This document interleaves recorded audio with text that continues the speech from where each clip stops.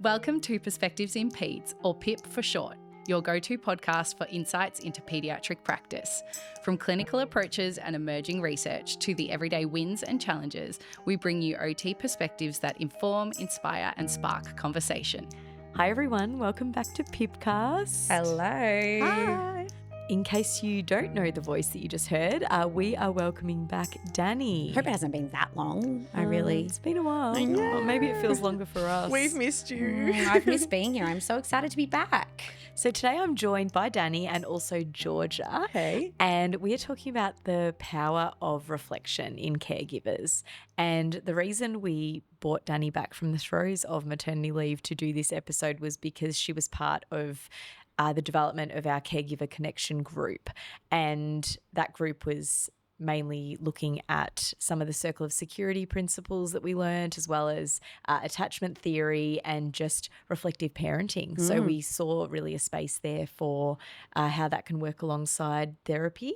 So I guess let's kick it off and talk about, why do we encourage parent reflection? Why do we bang on about the importance of this so much? I think in the Circle of Security Facilitator training, one of the things they talk about, because really the COSP program is a reflective program. That's what it is in its essence. And one of the main things they talk about is the power of reflection in change and the power of actually thinking about what went well, what didn't go well, and what could I do differently next time to promote and push forward to propel into improvement and change. And in our OT degrees, reflection gets hammed on over and over and over again. And you roll your eyes for the first sort of couple of years, and then you get to the end of it and you realize why. And really, there is so much positive strength and power in reflection. And even in my own experience as a parent, I can see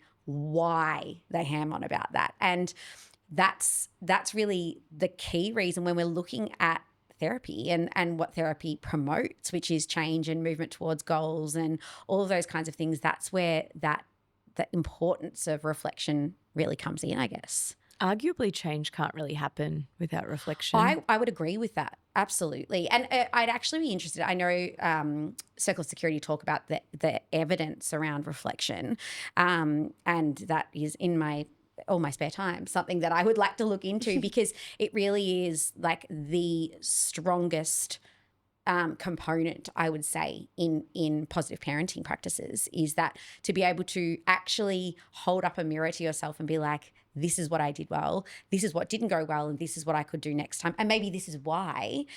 I don't think there's a stronger key, really. Well, I mean, we talk so much about being led by the goals that the family sets, led by the goals that the children set, the caregivers set. But if you don't have the self-awareness to identify where you're having challenges, where you could, do better or learn more, how are you possibly going to set up a goal that's realistic for you and that is actually going to help affect change as well? And if you can't reflect, it would be very, very hard to set a goal and identify your needs as well. So I think... And we often get families who don't have the ability to reflect yet, and parents or caregivers who don't have the ability to reflect yet. And I think that, honestly, my practice has changed so much, particularly over the last sort of 2 to 3 years, but I would say over the last 8 years that I've been a clinician, and reflection is the biggest tool I have in my toolbox. And it, honestly, without reflection, I don't see a lot of change. And that's where we see a lot of that. I know that we've had episodes on sort of that stagnantness in therapy. And I think without reflection, that's where you see a lot of that stagnantness. It's a huge element of the therapeutic process. Yeah. How does reflection and coaching and, I guess, just education and sharing expert knowledge, how do they interplay or work alongside each other? Yeah, it's interesting, isn't it? Because in our Caregiver Connection program, we do sort of a half an hour education or teaching at the start of the session, and then we do sort of an hour to 45 minutes of active reflection on those concepts. And I think they really go hand in hand, because in the caregiver program, you really need to, it needs to be tailored or facilitated to know what we're actually reflecting on, and that gives so much more strength and power behind the reflection. But in sessions, I'd say it's almost more cyclical, like the reflection and the teaching, because I think it almost goes in circles, because you might ask a question and then a parent would reflect on their experience of the child or themselves in relation to that question, and then you might provide a bit of education around that. And I think without that education, reflection doesn't move forward. It gets stuck. It kind of it can't actually propel to change necessarily if there's not that education involved as well. Would you agree, George? Yeah, it can also feel like if we're not providing the scaffolding and the education, and we're just supporting parents to reflect on primarily things that they're finding hard or things that are not going well, we're just telling them that they're doing a bad job without giving them anything to do differently. Like, we want parents to reflect, to be able to identify how they could do things differently, but the what is, that's on us to teach them. And if we're not giving education and giving them context and giving them, the evidence-based resources, it's kind of not fair to just make them reflect on, oh, that went wrong, without telling them, without them going, because I'm trying to do X, Y, Z instead. It's a really good point. I think that reflection helps us to also unlock what they might already know on some level, whereas sometimes they genuinely may not have the answers, like you said, and they may not know what they don't know. It's really funny in my own, because I haven't been at work for 5 months. I guess I'm going to put my personal cap on for a little bit, because even in my own relationship, like with my husband, that's something that I know. Thankfully, where's this going? Thankfully, Muzzy is very used to me using him as an example in therapy. But if we have an argument, these days I'm a lot less inclined to jump down the you did this, you did that, I didn't like the way that you responded this way. And I'm far more likely to go down the why do you think that happened process. And it's quite interesting on a personal level how much difference that makes to moving through the conflict than the blame game does. And so it's quite fascinating, like even in using it in my own life, realizing why it's such a powerful tool in therapy and why we use it and promote it in such a way. And it is something that a lot of parents shy away from, which makes a lot of sense because it can be confronting. That curiosity really, I guess, in that situation and with our families helps us to put the problem kind of in front of us, doesn't it? Because it's like you're asking questions, there's that reflection, and it really makes it a collaborative process. So the family is going to be more open to us just by approaching things with genuine curiosity and encouraging them to engage in the reflective process with us. Because it can be really easy to assume that we know. The same way that we, will emphasize like the child is an expert in their life, the parent is an expert in the child, all these things. It's like we need that to be true when we're facilitating reflection as well. I can make a lot of guesses as to why a parent chose to respond in a certain way, but if we're scaffolding them to actually let us know, that's going to help them so much more. And it's going to, like you said, put it in front of us, not between us. We don't want them to feel like we're judging them or criticizing them. That will really rupture the relationship that we might have with them as well if they get a bit defensive. I think the other thing is reflection really promotes and brings to the surface things that are otherwise in our unconscious. Like I'm quite a naturally reflective person, and going through an OT degree only kind of propelled that for me, and going into the career that I chose in terms of the type of OT that I do only kind of propelled that for me. So for me, reflection these days comes pretty naturally, but for my husband, it doesn't. And so often when I ask these questions, he's like, oh, I don't know. And then he'll come back to me a day or so later and he'll be like, actually, this is why I do that. And I'd never even thought of that before. And that actually really changes the way. And we often see that with parents as well, is suddenly this unconscious thing that they went through when they were a child or whatever, they realize how that then relates to their experience as a parent. And so I think that without asking those questions, that unknown or that stuff that's pushed down into the unconscious is never brought to the surface. And I also think I've noticed something really probably important to bring up out of what you've just told then is like the timeline of reflection is different for different individuals too. Like it sounds like for you, like Muzzy sits on it for a little bit longer, but for you it comes more naturally, so it probably comes quicker as well. And when we're working with families where there are more than one caregiver in the household, like we've got to be really mindful of the different timelines. If there's a parent who gets to come to therapy more frequently than the other one, like the timelines of reflection and development of the skill of reflection is super important as well, and that will change so drastically like how it actually and how the different well it ways we works. can facilitate reflection. Like some parents prefer to go home and do a journal or talk things out as opposed to just verbally engaging there and then in conversation. Not everyone are yappers like us. And I think that's the thing we've really noticed with caregiver is I had to become caregiver is a hybrid presentation or a hybrid group where some attend via Zoom and some attend in person.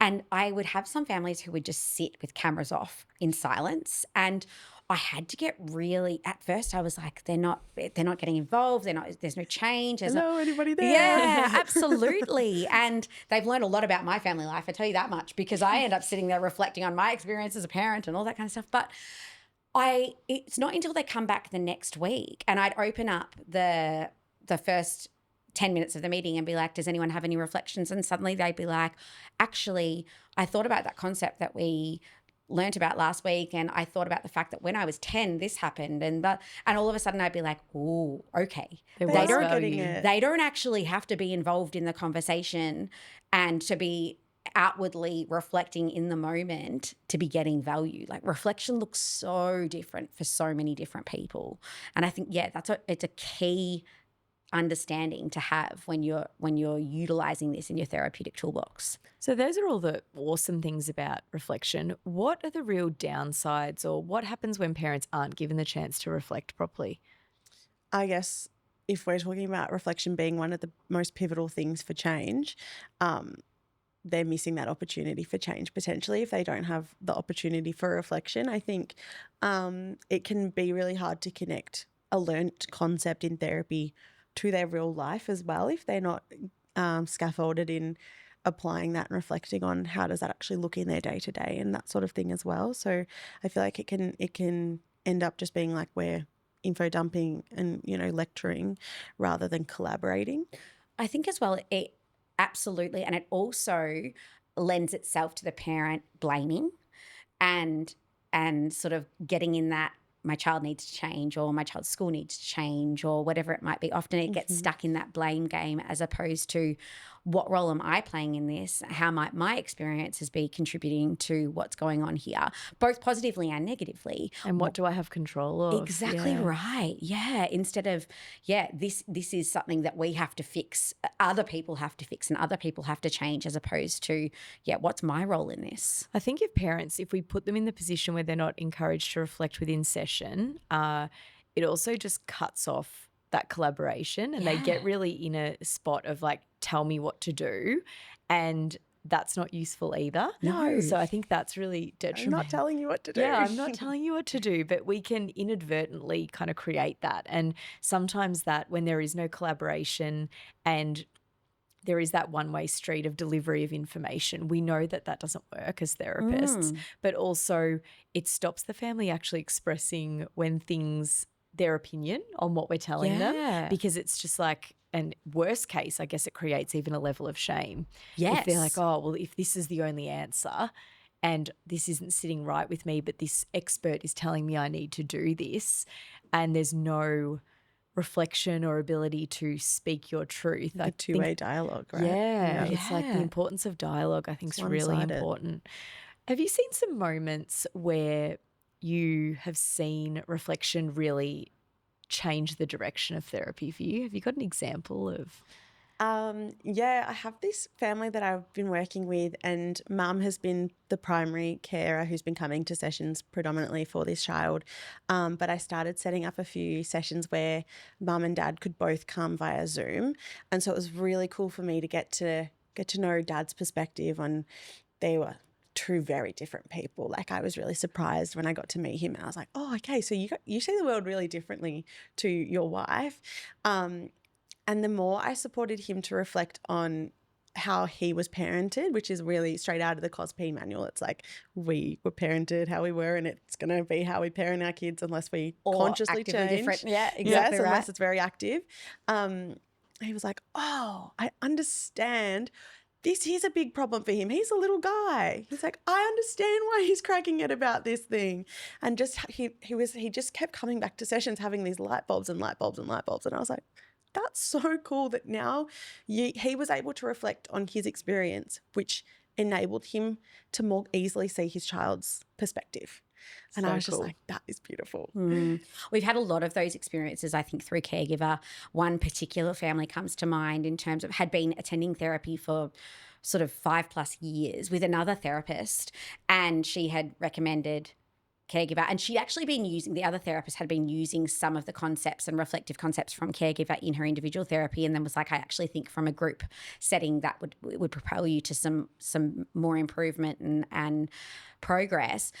But the change in this family's life, I think I know which family you're talking about. Yeah, I think I do too. It was so impressive. Actually, it was just genuinely life-changing for both mother and daughter in terms of the hard work that this parent put into her reflection and her active, change because of that reflection. It just she changed the way that she viewed her whole family, or really the dyad, that parent-child dyad. She changed the way she viewed that so significantly that I would say that it's life-changing for this family. Absolutely. And that purely came from her ability to reflect on her own childhood, her own experience of being parented, and her child's experience of being parented, and how they could make sense of all of those things, because that's also the reflective process, is actually making sense of the things that we reflect on in turn to be able to benefit this parent-child dyad, so that there's A, improvement in goals, but B, improvement in relationship. I can't even put into words the change that was actually. It was insane, wasn't it? I think to your point as well, probably one of the biggest facilitators of that was I saw that parent take a lot out of the fact that other parents were sharing in the same group, right? It wasn't just that clinician and family, like one-on-one, dynamic. It was, this parent, it was probably really validating for that parent. I think this parent also finds this hard, or you guys have gone through this too, or you guys have a kid that's older than mine, or you guys have a kid that's younger than mine, and these things are still happening for everyone. It was really validating, which I think helped take her out of that, it's all about me, I've done the wrong thing. Being validated helps you to bring down walls, I think, rather than doubling down or trying to reason away why you might be doing something. So I think I think that vulnerability normalizes the experience. And at the end of the day, we're all just humans, and we're so centered around relationships and wanting to form good relationships. And sometimes the barriers to change we don't even know are there until we actually reflect on them. So I think what you really highlighted is that how reflection can really strengthen relationships, strengthen parent-child relationships, but also strengthen therapist, child, and therapist-family relationships. I think that's really, really important. And if that's the one thing you take from this podcast episode, is that reflection is a key that can really unlock that collaborative relationship. Yeah. And I think that the other thing is we can't expect kids to reflect and change if their parents are never doing it. It's exactly the same as any other skill that we expect a child to develop, particularly when we talk about co-regulation and emotional regulation, all this. If we expect a child to reflect and change on things that went well and didn't go well, then we need to be modeling it for them. And that's a huge, huge part of family-centered practice, is we actually need to be scaffolding and facilitating and modeling those things so that kids can actually develop the skill by seeing how it's done.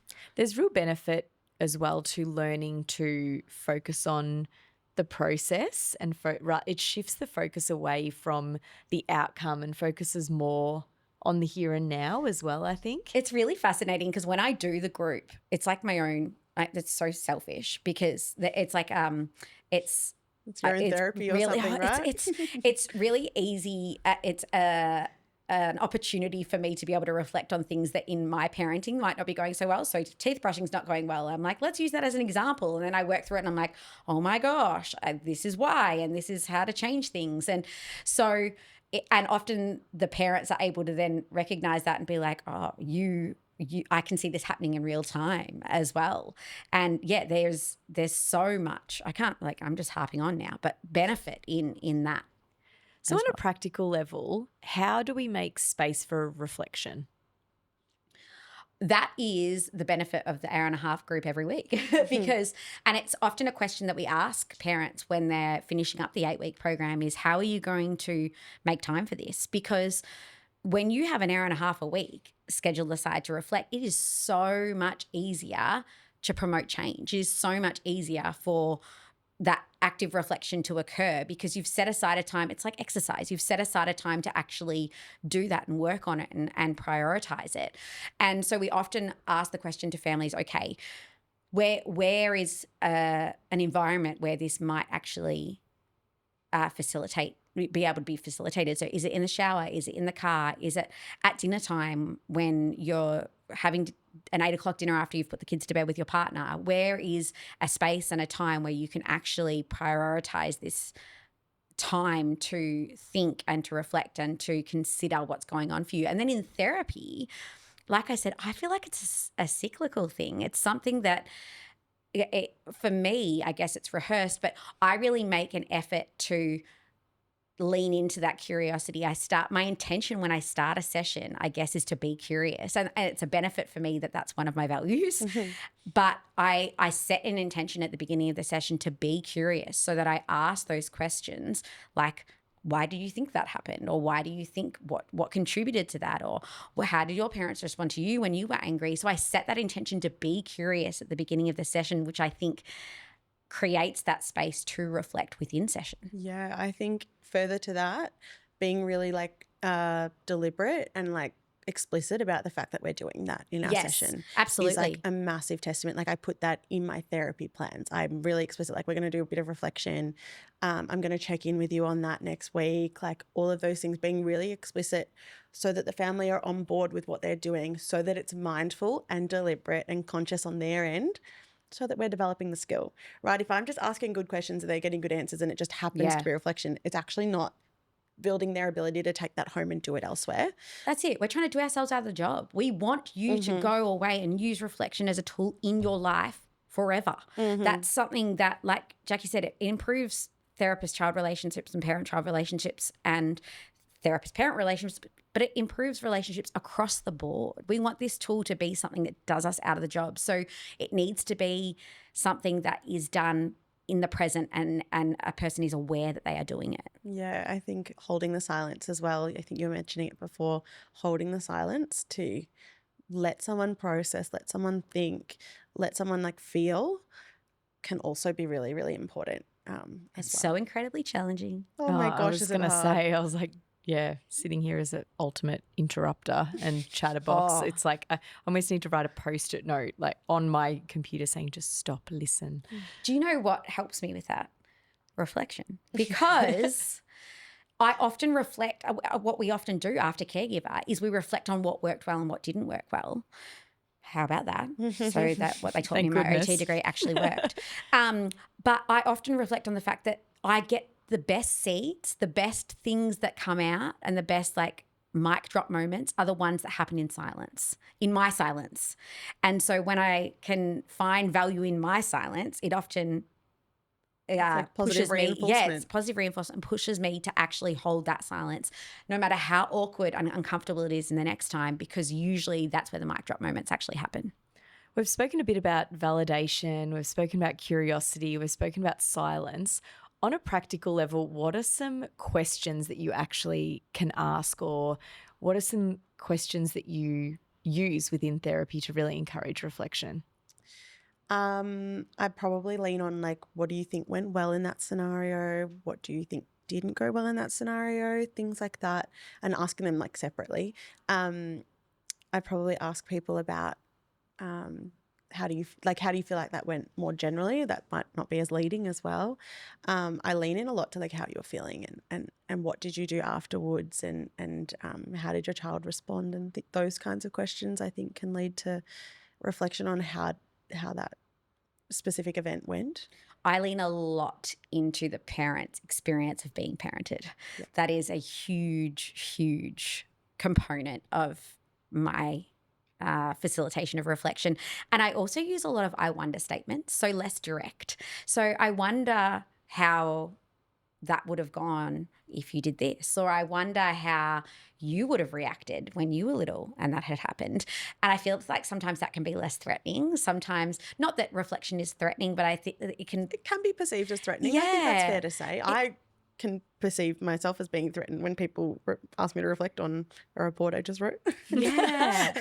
Or I wonder why your child felt like that. And often just that language, that non-directive language, can be opening up that sort of dialogue and that space and that thought, that space in our brain where we can actually think, oh yeah, I actually wonder why that happened. I think when it's a bit more indirect like that too, it's probably accounts for more communication preferences as well. Like there are people who, like we were saying before, whose preference is not to just have a big verbal debrief one-on-one directly like that. Like that actually just might not be in line with their communication preferences, and we've got to, as much as we account for our clients and our kids, we've got to account for our parents' communication preferences as well, and having it be more indirect. And you can tell when someone's sitting there and they're thinking, if they don't articulate it super effectively, but you can tell that message is sinking in, that's okay. But that maybe takes the pressure off some of those parents who might feel a bit intimidated by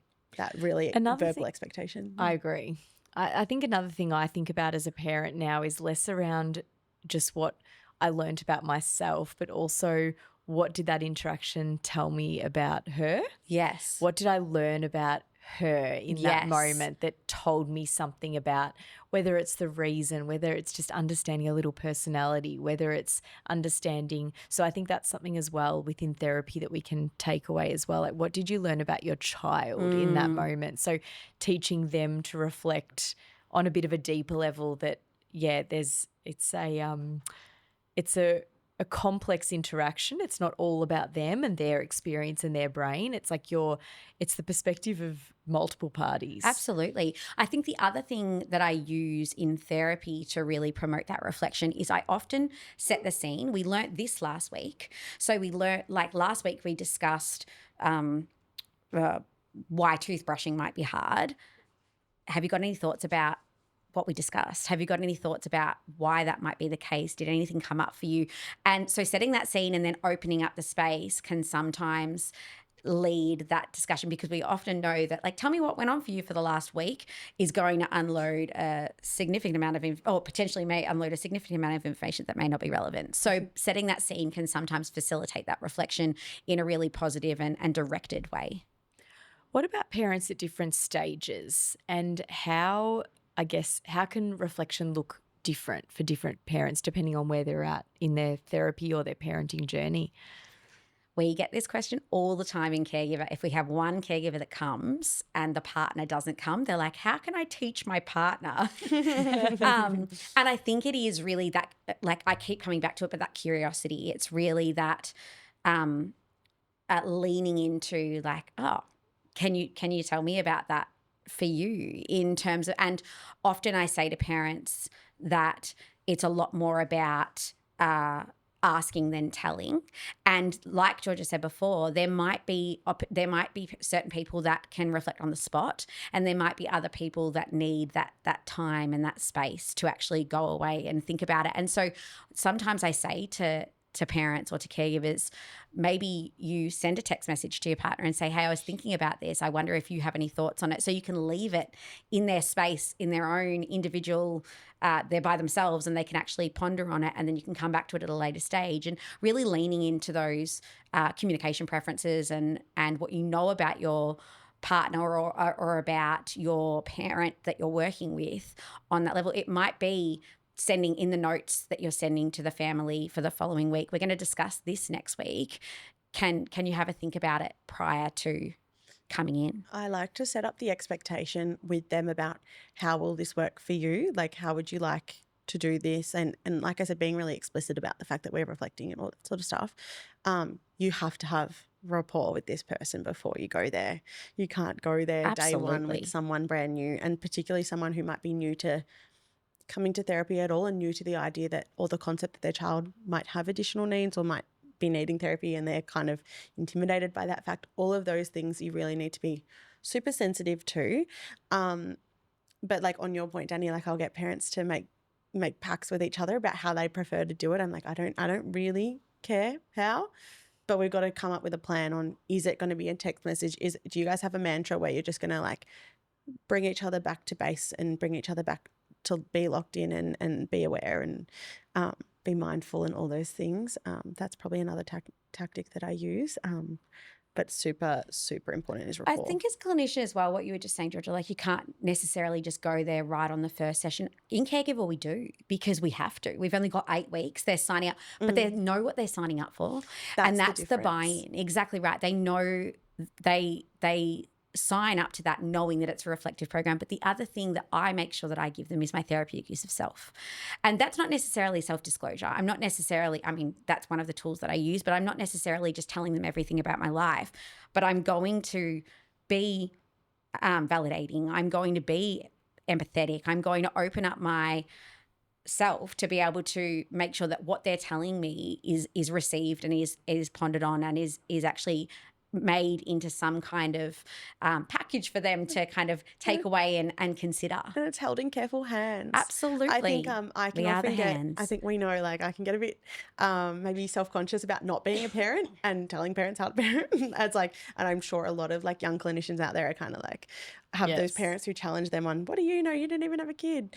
I know a lot. I'm an expert. I'm a professional. Yep. And being able to employ every other skill except for lived experience is super, super important. But you have lived experience, George. Because I've been parented, because I'm a human. Because you've been parented, but you're also a therapist. Yeah. So your lived experience can be that All the of an kids that have come interaction. in. Exactly right. And we find so much value in that. And we really place so much value on that because it's really important for parents to be able to understand that we as therapists, we also, we're an expert. We have a really hard time when a child has a meltdown. And sometimes the things that we do don't work.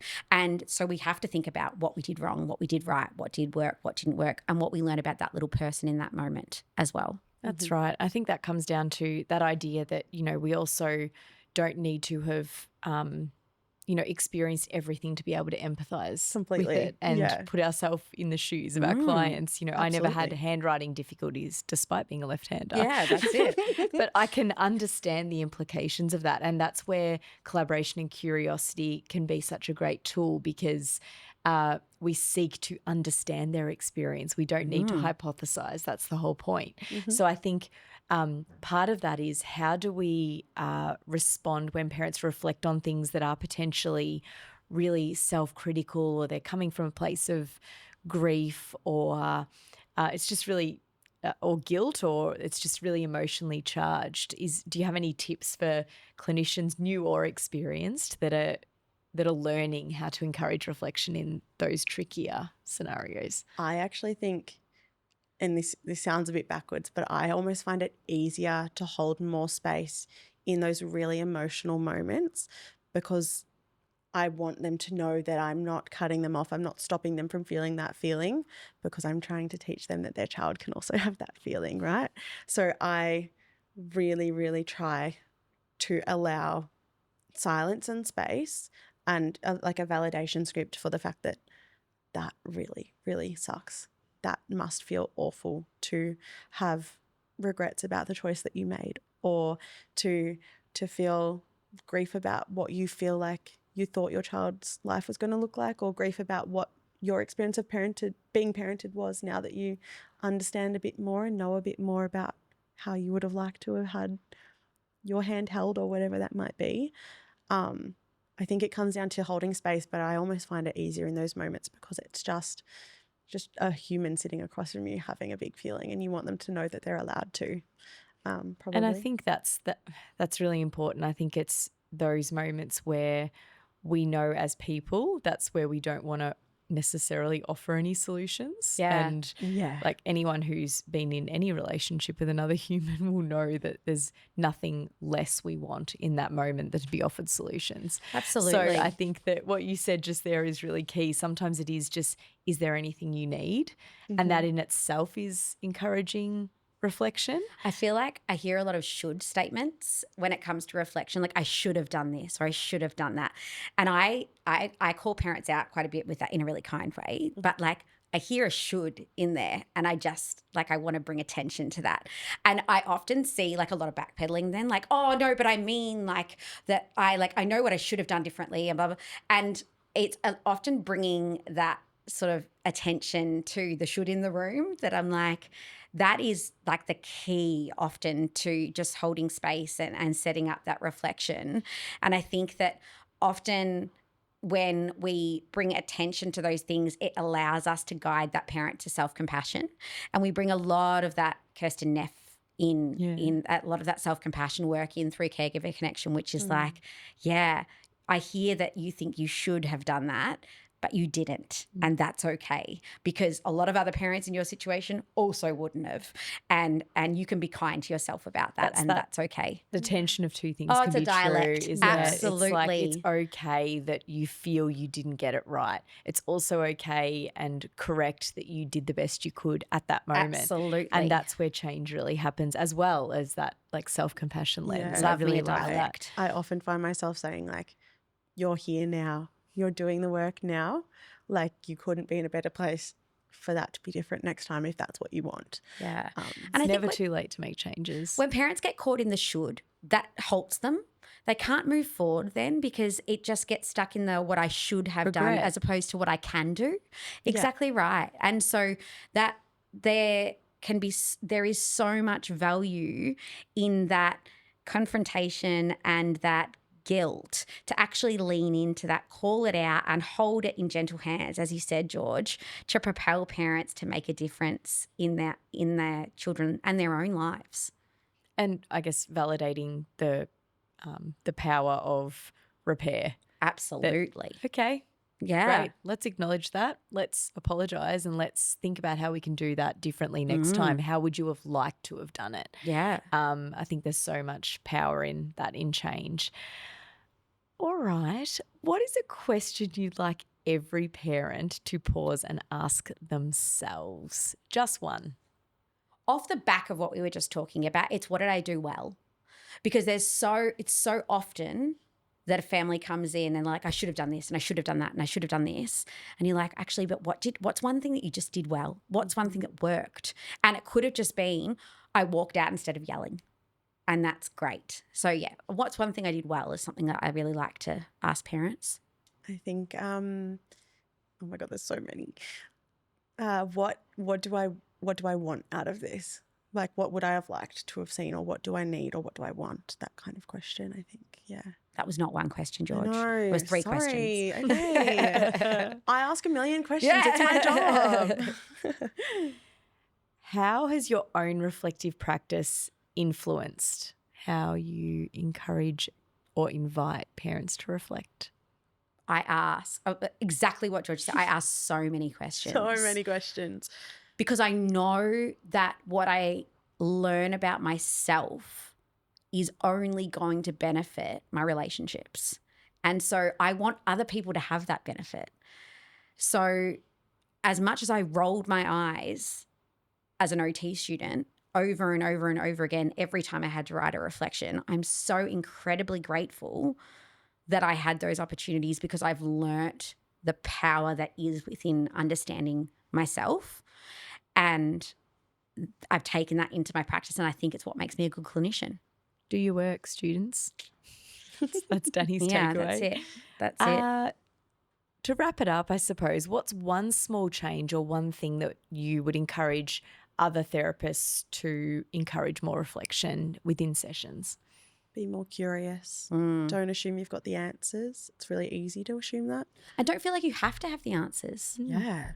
Yeah, you don't. You actually don't. Your job is to find out the information to help families on a journey of finding the answers. At risk of being tangential, we've just done interviews and in case study examples, that's the kind of thing I'm looking for. I'll often say, what questions, or, a family comes in and you don't know the answer to the goal area that they're working on, and what would you do? And so often the response early on is to say, I would just let them know that I don't know, and I would ask a supervisor. Whereas the first response, in my opinion, should be, I would ask more questions. Yeah. Because often that can be enough for you to actually get the ball rolling. And I'm not saying just go rogue and then make up the answer, but I think the power of asking more questions is just so easy to do. And I think further to that, I know the thing was one small change, that's one. But the second one, I think, is really to ask open-ended questions. Absolutely. Love. I think if you're not sure what to ask, just make it an open-ended one, because often the power is in the response, and the more you can get people talking, the more they're likely to uncover the answer themselves. It sparks things, yeah. Did I give one yet? No, I agreed with George. I'm going to give one. And this, coming from me, is huge. Be silent. Honestly, like, if you can find space for silence, just find space for silence, because you need to be able to offer silence in order to allow a parent or a caregiver or a child to contribute their own thoughts and ideas and processes. And so no matter how difficult that is for you, find a way to do it. And if it's in your own reflective practice like it is mine, then that's awesome, and hopefully you got a bit of a tip from me today. If it's in fidgets, do that. If it's in biting your inside of your cheek, do that. Whatever it is. Taking a drink of water is a big one I do. I'll Great take a sip one. on the Good Zoom one. in particular, because you can chat when it's a Zoom. Absolutely, because you are going to get so much value from that silence. Thanks, Danny. Thanks, Georgia. Thanks, I Jack. hope our listeners have enjoyed that Yeah. discussion as much as I did. It's really so much of what we value here. So thanks for joining. Thanks for having us. Thank you. See you next time. See you then. Bye.